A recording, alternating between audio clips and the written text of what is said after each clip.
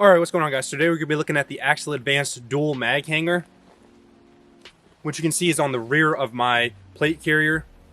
And what this allows for is an additional 2 magazines to either be hanging from the front of the plate carrier or on the rear of the plate carrier. Now, where I see this being a more beneficial piece of gear is for you guys who are doing team-based operations, so that the guy behind you can go ahead and grab another mag like you would with flashbangs or what other type of team-based gear you're already using. Now, that's not to say this won't be useful for individuals to be able to reach these magazines themselves, which we'll demonstrate here in a minute.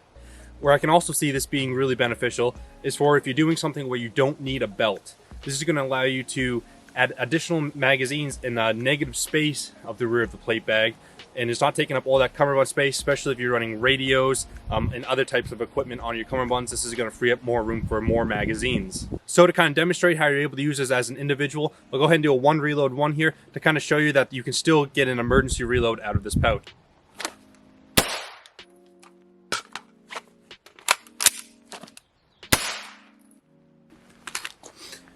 Alright, so as you can see, you can still be able to do an emergency reload out of this pouch, especially if you take off or don't equip the shock cord and the S&S pull tab over it. It'll be a lot faster to go ahead and get that magazine out and get the gun back in the fight.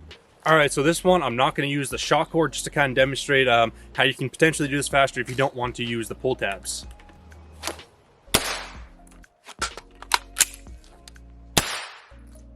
So as you can see, you can definitely still reload pretty quickly out of this pouch. Might not be as fast as reloading off of a belt, but this is definitely a pretty quick way to reload. So just for comparison's sake, we're going to do a 1 reload 1 out of the dual mag hanger and then 1 out of the innocuous pouch, just to kind of compare and contrast an emergency reload out of both of these.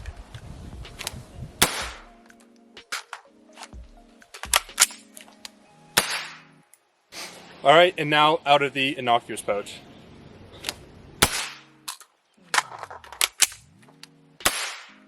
Alright, so I do feel like it was a little bit more fast and a lot more natural to be coming out of the innocuous pouch. I did fumble it a little bit, which definitely on me, not a pouch problem.